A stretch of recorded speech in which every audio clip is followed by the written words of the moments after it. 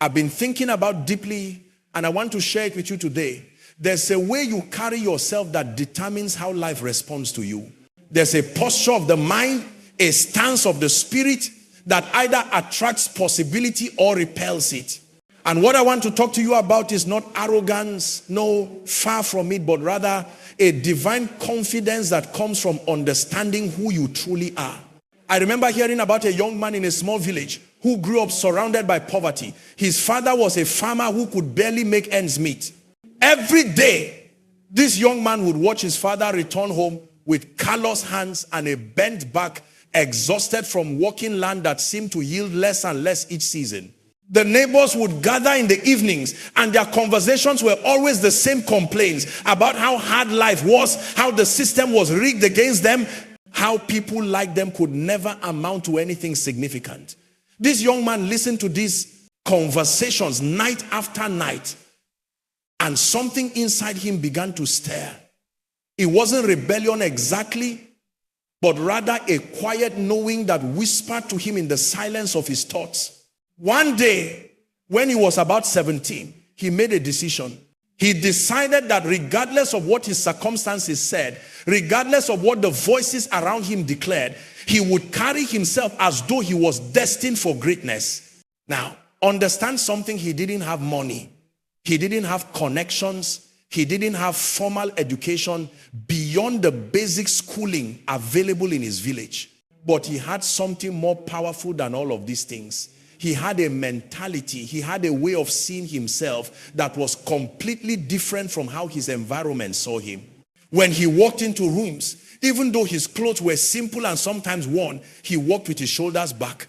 When he spoke, even though he was young and inexperienced, he spoke with clarity and conviction. When opportunities came, small ones that others dismissed, he approached them as though they were the most important assignments in the world. He didn't wait for permission to be excellent.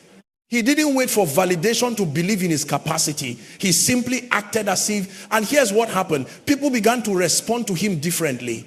The way he carried himself created a certain magnetic field around his life. Teachers who normally wouldn't give extra time to students from poor backgrounds found themselves investing in him. Business owners who came through the village noticed something different about him. Doors that were typically closed to people of his status somehow opened when he approached them. Within 10 years, this young man had built a successful enterprise that not only lifted his family out of poverty, but also created employment for hundreds of people in his community. When people asked him what his secret was, he would say something profound. I decided early that my circumstances would not define my consciousness. I chose to see myself the way I wanted to become, not the way things were. This is what I want you to understand today. The way you see yourself is not arrogance when it's rooted in truth. And what is the truth? The truth is that you carry within you capacities that are extraordinary. The truth is that you have been fashioned with potential that is limitless. The truth is that the same intelligence that orchestrates galaxies and synchronizes the seasons lives within you. Now, I know what some of you are thinking. You're thinking, but I've failed before. I've tried things and they didn't work out. People have rejected me. I've been overlooked and underestimated. And to that I say, so what? Your past failures are not predictions of your future outcomes. They are simply lessons that were preparing you for the level you are about to operate on. You see, there's a difference between confidence and arrogance that I need you to grasp. Arrogance says, I'm better than everyone else. But divine confidence says, I am extraordinarily gifted. And so is everyone else. But I will not dim my light to make others comfortable with their darkness. Arrogance seeks to diminish others. Confidence seeks to inspire others by demonstrating what's possible. When you act as if you are the best, when you carry yourself with the certainty that no one is better than you, you're not declaring that others are worthless. You're declaring that you refuse to accept a limited version of yourself. You're announcing to the universe that you are ready to step into the fullness of what you were created to be. Let me tell you another story. There was a woman who worked as a secretary in a large corporation. She had been in that position for 7 years. watching as people who were hired after her got promoted, got raises, got recognition. She was good at her job, excellent, in fact, but she had adopted a posture of invisibility. She would come to work, complete her tasks efficiently, and leave without drawing attention to herself. She had convinced herself that this was humility, that this was being professional, that this was the right way to be. But deep down, there was a frustration building. There was a knowing that she was capable of so much more, but she didn't know how to break through the ceiling that seemed to be above her. One day, she attended a seminar where someone said something that changed everything for her. The speaker said, if you don't value yourself, don't expect others to do it for you. The way you show up is the way people will perceive you. If you show up as ordinary, they will treat you as ordinary. If you show up as exceptional, they will respond to you as exceptional. Something clicked in her mind that day. She realized that she had been waiting for someone to discover her, to recognize her, to tap her on the shoulder and say, we see your potential. But that's not how life works. Life responds to the dim energy you project. People respond to the way you position yourself. So she made a decision. She decided that starting the very next day, she would carry herself differently. She started dressing not just professionally, but excellently. She started speaking up in meetings with ideas she had always kept to herself. She started taking initiative on projects without waiting to be asked. She started networking with people at levels above her current position. She started studying and developing skills that would qualify her for leadership roles. And here's what's fascinating. Within 6 months, she was promoted. Within a year, she was leading a team. Within 3 years, she was a senior executive in that same company. The same company that had overlooked her for 7 years suddenly saw her as indispensable. What changed? Her skills had always been there. Her intelligence had always been there. What changed was the way she saw herself, and consequently, the way she carried herself. This is the power of acting as if. When you act as if you are the best, when you conduct yourself with the certainty that no one is better than you, you're not being delusional, you're being visionary. You're seeing yourself through the lens of possibility rather than the lens of history. You're operating from your potential rather than from your past. Now, I want to address something important. Some of you have been taught that it's wrong to think highly of yourself. You've been conditioned to believe that you should always diminish yourself, always make yourself smaller, always defer to others. And while there's wisdom in humility, there's a difference between humility and self-negation. True humility is not thinking less of yourself. True humility is thinking of yourself less. It's understanding that you are gifted, but not using your gifts to oppress or diminish others. It's knowing that you are capable of greatness, but using that greatness to serve and elevate those around you. When you act as if you are the best, you're not competing with others. You're competing with the limited version of yourself that settled, that compromised, that accepted less than what you were created for. You're declaring war on mediocrity in your own life. You're refusing to be comfortable with average when you were designed for exceptional. I want you to think about something for a moment. Think about the people in history who changed the world, who shifted paradigms, who broke barriers. What did they have in common? It wasn't always superior intelligence. It wasn't always better resources. It wasn't always ideal circumstances. What they had in common was a mentality, a way of seeing themselves that was radically different from how their society saw them. They believed in themselves when no one else did. They bet on themselves when others wouldn't invest in them. They acted as if they were capable of extraordinary things, and that belief became the fuel that powered them through obstacles that would have stopped ordinary people. You see, your belief about yourself is not just a nice philosophical concept. It's a practical force that shapes your reality. When you believe you are ordinary, you make ordinary decisions. You pursue ordinary opportunities. You settle for ordinary results. But when you believe you are extraordinary, something shifts. Your decisions become bolder. Your pursuits become more ambitious. Your tolerance for mediocrity decreases. Let me give you a practical example. Two people can enter the same room of opportunity. One person enters with the mentality of, I hope they like me. I hope I'm good enough. I hope they give me a chance. The other person enters with the mentality of, I am exactly what they need. I bring value. I am the solution they are looking for. Same room, same opportunity, but completely different outcomes because their internal posture is different.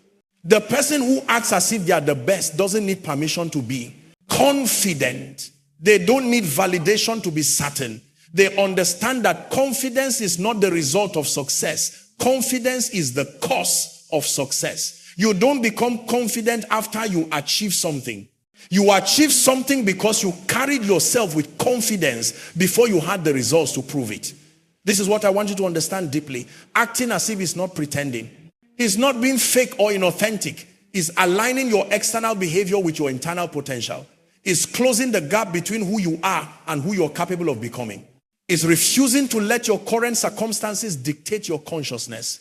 Think about it this way. A seed doesn't look like the tree to become, but the tree is already encoded in the seed. The seed doesn't apologize for being small. The seed doesn't question whether it has what it takes to become a mighty tree. The seed simply carries within it the complete blueprint of its future. And when the right conditions are present, it manifests what was always within it. You are like that seed. You may not look like what you are going to become. Your current situation may not reflect the future that's encoded in your spirit, but that doesn't change the reality of what you carry. And when you act as if, when you carry yourself with the certainty of your potential rather than the evidence of your present, you create the conditions for that potential to manifest. I've watched this principle work in countless lives. I've seen people who were written off transform into world changers. I've seen people who were underestimated become industry leaders. I've seen people who started with nothing build empires. And the common thread is always this. They decided at some point that they would no longer allow external circumstances or internal doubts to define their identity. They chose to act as if they were already who they were destined to become. Now, here's something crucial I need you to understand. This mentality doesn't mean you become unteachable. It doesn't mean you become close to feedback or growth. In fact, it's the opposite. When you truly believe in your capacity for greatness, you become more hungry for knowledge, more open to correction, more committed to development. Why? Because you are no longer trying to protect a fragile ego. You're secure enough in your identity that you can receive input without feeling threatened. The person who acts as if they are the best is constantly learning, constantly growing, constantly improving. They don't rest on past achievements. They don't become complacent. They understand that being the best is not a destination. It's a commitment to excellence that gets renewed every single day. This is where many people get confused. They think acting as if you're the best means you've arrived, that you have nothing left to learn, that you're already at the peak. But that's not it at all. It means you carry yourself with the dignity and confidence of someone who is on a journey of continuous growth. Someone who knows their value. Someone who refuses to settle for less than their full potential. There was a man I heard about who owned a small repair shop in a bustling city. He fixed appliances, refrigerators, washing machines, air conditioners. It was honest work, but it barely covered his expenses. Every month was a struggle. His competitors were larger companies with fancy storefronts and advertising budgets. He had none of that. Just a small shop in a side street that most people pass without noticing. But this man had something interesting happen to him. He went to visit a friend who had become successful in real estate. And as they sat talking, his friend's phone kept ringing. Client after client calling, seeking his advice, wanting his services. And the man asked his friend, how did you get to this place where people chase you instead of you chasing them? His friend said something that penetrated deep into his consciousness. He said, I stopped presenting myself as someone who needed their business. I started presenting myself as someone whose expertise they needed. I stopped discounting my value to get clients. I started charging premium prices because I knew the transformation I provided was worth it. And you know what happened? The right clients started showing up, the ones who valued quality over price, the ones who appreciated excellence. That conversation haunted the repair shop owner for weeks. He began to look at his business differently. He realized he had been operating from a mentality of scarcity, of desperation, of please choose me. And that energy was repelling the very success he desired. So he made radical changes. He didn't change his skills. He was already excellent at what he did, but he changed his presentation. He redesigned his shop to look professional and premium. He created proper branding. He stopped offering the cheapest prices and instead positioned himself as the expert who delivered the best results. He started educating his clients about quality rather than just fixing their appliances. He began to carry himself as the go-to authority in his field. And here's what shocked him. His business exploded. Within 2 years, he had opened 3 more locations. Within 5 years, he was training other technicians and franchising his model. People who would have never walked into his small side street shop were now seeking him out, willing to wait weeks for an appointment, paying premium prices because they recognized the value. What changed? His skill level stayed roughly the same. What changed was his mentality. He stopped acting like someone who was grateful for whatever scraps came his way. He started acting like the expert he truly was. He stopped positioning himself as one option among many. He positioned himself as the best option, and the market responded accordingly. This is what happens when you shift your consciousness. When you act as if you are the best, the universe begins to reorganize itself around that new identity. Opportunities that were invisible suddenly become visible. Doors that were locked suddenly swing open. People who never noticed you suddenly take interest. Why? Because you are broadcasting a different frequency, and that frequency attracts a different quality of experience. But I want to be clear about something. This is not about manipulation or deception. This is not about faking it until you make it in the sense of being dishonest. This is about aligning your external expression with your internal potential. It's about closing the gap between what you know you're capable of and how you're currently showing up in the world. You see, most people live below their privilege. They have access to greatness, but they settle for adequacy. They have the capacity for extraordinary impact, but they accept ordinary results. And the reason is simple. They've never made the decision to act as if they are who they are truly meant to be. I want to tell you about a teacher I once heard of. She taught in an underfunded school in a challenging neighborhood. Most of the teachers there had given up, just going through the motions, counting down to retirement. The students were labeled as at risk, below grade level, unmotivated. The system had essentially written these children off. But this teacher refused to accept that narrative.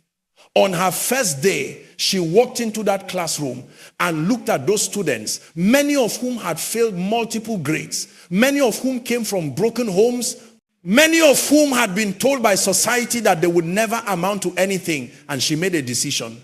She decided that she would treat them as if they were the most brilliant, capable, destined for greatness students in the world. She didn't lower her standards. She raised them. She didn't simplify the curriculum. She enriched it.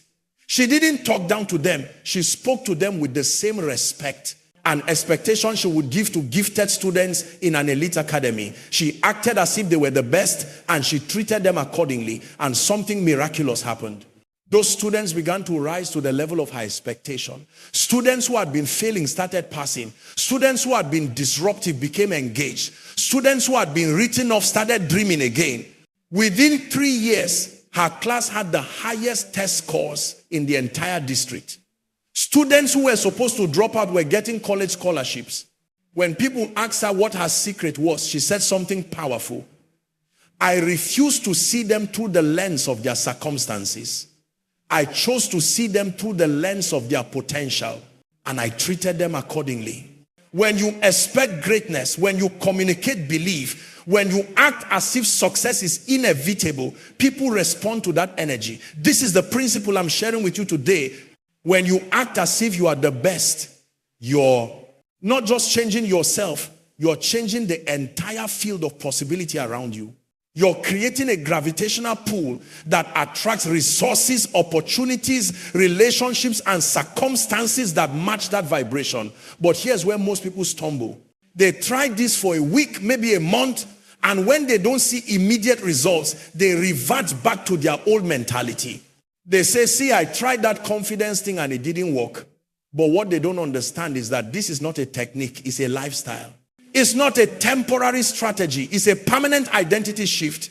You don't act as if you're the best only when you feel like it or only when circumstances are favorable.